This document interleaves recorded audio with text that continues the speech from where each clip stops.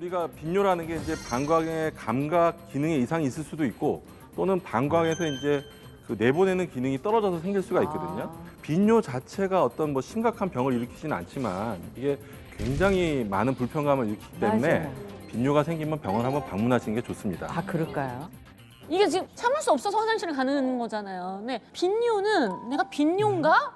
아닌가의 기준이 있을 것 같아요. 네. 이 보통 성인이 하루에 한 2리터 정도 수분을 섭취한다고 하면 한 번에 한 300cc 정도의 소변을 보니까 6번, 7번 정도를 소변을 보게 되는 거죠. 그거밖에 안 본다고요? 8번 이상을 보게 되면 저희가 이거를 빈뇨라고 얘기를 하게 됩니다. 하루에. 그래서 낮 시간 동안에 2시간 이내에 소변을 본다거나 또는 8번 이상 소변을 보게 되면 네. 빈뇨라고 저희가 정의를 하는 거죠. 저는 이제 굉장히 잘 좀 참는 편이에요. 남들보다. 근데 저처럼 잘 참는 게 좋은 건지 아니면은 진짜 신호가 올 때 바로바로 가는 게 좋은 건지 그게 또 궁금해요. 뭐 인터넷이나 이런 데 보시면은 소변을 참을수록 좋다라고 얘기를 많이들 하시거든요. 아, 진짜요? 너무 방광이 예민해서 뭐 10분 막 수십 대때로 10분도 안 돼서 막 화장실을 가시는 분들은 방광의 크기도 늘리고 참는 능력을 좀 높이기 위해서 이제 참아보시라고 소변 참기 운동을 권하기도 하는데 이 소변이라는 게 결국엔 노폐물이기 때문에 소변을 너무 과하게 참는 것은 좋지가 않습니다. 특히 이렇게 소변들을 너무 오래 참게 되면 방광이 탄성을 잃게 되고 점점 늘어나다 보니까 이 방광의 그 배출 능력이 떨어지게 되기 때문에 잔뇨가 많이 생기게 됩니다.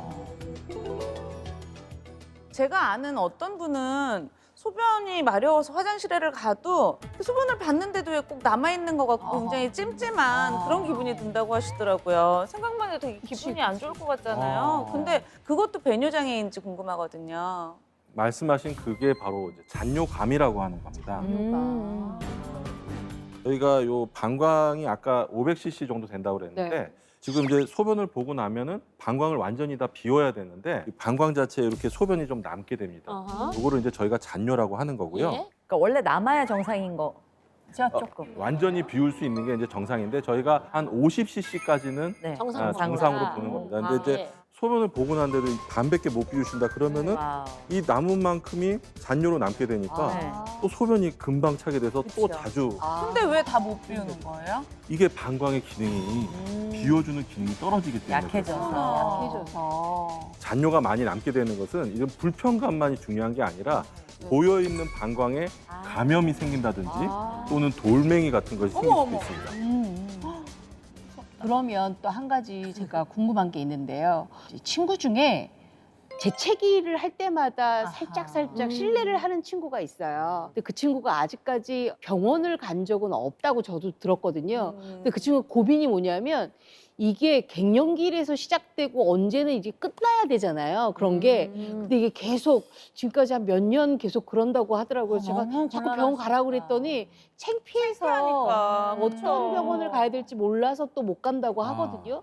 사실 병이라는 거는 자꾸 창피해하시고 숨기면은 더 큰 병이 됩니다. 맞아요. 오히려 병원 광고하라고 돼 있어요. 내가 이렇게 아프다라고 자꾸 얘기를 해서 속 시원하게. 도움을 받고 그렇게 치료를 하셔야 되는데 지금 이보호님께서 말씀하신 그 소변이 샌다는 게 네. 요실금이라는 증상이에요. 아, 요실. 근데 이 요실금이라는 게 시간이 지나면 저절로 좋아지는 병이면 참 좋겠지만 네. 이거는 나이가 드시면 드실수록 점점 나빠지는 병이에요. 그래요. 근데 생각보다 요실금은 치료할 수 있는 방법이 많고 비교적 간단한 방법으로 치료할 수 있기 때문에 병원을 가보시는 게 좋습니다. 아, 그렇구나. 와, 이 소변이 자주 마렵고 시원하지 않고 또 밤에 자꾸 화장실을 가는 것도 다 배뇨 장애라는 건데 이 증상들이 뭐 병이 되는 건 아니겠죠? 아닙니다. 병이에요? 이런 증상들을 그냥 놔두게 되면은 네. 흔한 질환 중에 하나가 이제 과민성 방광인데요. 과민성 방광이라는 거는 방광 자체의 어떤 근육이나 신경이 예민해져서 어떤 빈뇨, 잔뇨, 야간뇨들의 증상이 생기는 것이 있는데 이런 증상들이 나이가 많을수록 점점 더 그쵸. 흔해지고 세게 느끼게 되는데 맞아요. 심하면은 화장실을 가기도 전에 맞아요. 실수를 하게 되는 아이고. 오줌이 새는 게 있는데 이런 것을 저희가 이제 급박성 요실금이라고 네. 말을 하기도 합니다. 네. 그럼요, 선생님. 과민성 방광으로 일단 진단을 받으면 이게 무조건 따로 치료를 받아야 되나요? 그쪽으로? 사실은 과민성 방광이라는 게 초기에는 증상이 그렇게 심하지 않기 때문에 식생활이 어떤지 문제를 찾아보고 그런 문제 있는 식생활들을 고치게 하고 있습니다. 방광의 감각을 예민하게 하는 이뇨장을 부르는 3가지를 피해야 될 음식들이 있는데 그게 바로 카페인, 탄산, 알코올입니다. 아이고. 이런 3가지가 과민성 방광을 만드는 것은 아닙니다. 이런 거를 드셨을 때 문제가 없는 분들은 사실 뭐 그렇게까지 막 금주를 하시거나 커피를 끊으실 필요는 없는데 이런 증상들이 있는 분들이 이런 음식들을 자극하는 음식들을 드시게 되면 문제가 더 발생하고 악화가 되는 것이죠. 특히 술 중에서 이것이 다 돼 있는 맥주나 막걸리, 샴페인은 탄산과 알코올이 같이 들어있잖아요. 그러다 보니까 방광을 자극하는 데는 이게 최고인 거죠. 예, 저는 술 중에 딱 안 먹는 3가지가 샴페인, 막걸리, 맥주거든요. 소주를 드시라는 뜻은 아니고요. 먹는 사람들은 어떻게든 도시를 만들어서 먹는다니까. 딱 이 3가지를 안 먹거든요. 소주도 알코올이기 때문에 알코올을 드시면 그런 것들이 문제가 될 수 있습니다. 과민성 방광이 있다고 의심이 되거나 증상이 있는 분들은 이런 것들을 좀 피해 보시는 게 먼저 하셔야 될 것이고요. 이런 습관들을 다 고쳤는데도 불구하고 만약에 증상이 계속된다. 네. 그때는 이제 심각하게 뭐 약물 치료라든지 이런 것들을 생각해 봐야 되겠죠. 그런데 사실 이런 과민성 방광뿐만이 아니라 최근에 많이 증가하고 있는 것이 바로 신경인성 방광이라는 질병입니다. 그건 또 뭐예요? 신경인성 방광이요? 처음 들었어요, 저는.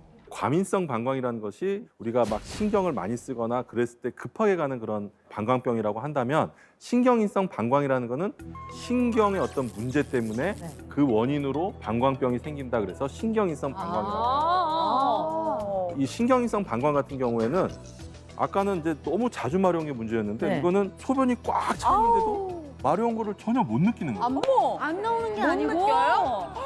어머, 방광에 뭐 1리터, 2리터씩 차는데도 마려운 걸 못 느끼기도 하고 방광이 꽉 차 있는데 소변을 내보내려고 아무리 노력을 해도 펌프 기능이 떨어져서 어머. 소변을 보지 못하는 그런 증상이 생길 수도 있습니다. 이런 증상들이 이제 급성 요폐라고 하는데요. 이런 급성 요폐 같은 경우는 당뇨를 앓고 있거나 또는 뭐 중풍 같은 병, 그다음에 남자 같은 경우에 전립선 비대증이 심하거나 또는 요즘 이제 날씨가 추워지잖아요. 네. 감기가 굉장히 유행을 하고 있는데 콧물 감기약 있죠. 콧물 감기약에 들어있는 이제 항히스타민제가 네네. 또 이제 요도를 약간 이제 쪼아주는 그런 역할을 하게 돼요. 그러다 보니까 지금 저희 이제 비뇨학과 의사들은 지금이 대목입니다, 대목. 지금이 대목입니다, 대목. 술을 많이 드시잖아요. 다량의 음주를 하신 다음에 감기약까지 드셔가지고 소변을 또 오래 참다가 소변이 한 방울도 안 나와서 응급실을 오는 경우가 많아요. 어떡해. 그래서 이럴 경우에는 어쩔 수 없이 방광 안에다 관을 꽂아서 소변을 인위적으로 빼내야 되는 그런 일이 생길 수 있습니다. 이야. 근데 마렵지도 않은데 어떻게 병원을 가는 거예요? 환자분들이 아픈가? 밥도 안 먹었는데 배가 볼록하게 불렀다든지 또는 방광이 너무 배를 밀어 올려서 숨이 차서 응급실에 왔는데 보니까 이제 소변줄을 꽂으면 막 2리터씩 이렇게 나오는 경우가 있죠. 지금 응급실에 가서 뭐 2리터씩 소변줄을 꽂고 하신다고 하면 터질 수도 있나요? 방광이? 방광은 터질 수는 있습니다. 정말요? 아니, 말도 안 돼. 저희가 소변을 참아가지고 터지는 경우는 별로 없고요. 방광에 소변이 가득 차 있을 때 네. 외부에서 어떤 충격을 받게 되면은 방광이 터질 수가 있죠. 예를 들자면 고속버스를 타고 가는데 휴게실 가기 전이면 이제 방광이 꽉 차 있겠죠. 그렇죠. 그럴 때 만약에 교통사고나 이런 걸로 이렇게 안전벨트에 눌린다든지 이러면은 풍선이 터지듯이 방광이 터질 수도 있습니다. 외부 충격 때문에 소변이 차 있는 방광에 외부 충격이 가해지면 진짜로 만약에 터지게 되면 이건 어떻게 해야 되는 거예요? 꼬매야죠, 뭐. 꼬매야죠, 뭐. 그런 수술 해보신 거죠? 말씀드렸듯이 대목이거든요, 지금. 물이 안 셀 정도로 잘 꼬매주면 됩니다. 아니 보통 일이 아니네요. 방광에 대한 처치는 이제 꿰매야죠라고 대답을 하신 거예요. 근데 소변을 잘 볼 수 없는 이 배뇨 장애를 이게 방치를 하면 더 큰 문제도 생길 수 있나요? 이 소변이라는 건 노폐물인데 방광에서 소변이 잘 배출되지 않다 보면 콩팥에까지 문제를 일으킬 수가 있습니다. 콩팥에서 만든 소변이 방광으로 모이게 되는데 이게 제대로 배출이 잘 되지 않으니까 콩팥에까지 소변이 거꾸로 올라가게 되고 압력을 주다 보면 잘못하면 콩팥이 망가져서 어머. 신부전까지 일으킬 수 있기 때문에 아. 반드시 배뇨장애는 초기에 예방하는 것이 중요합니다.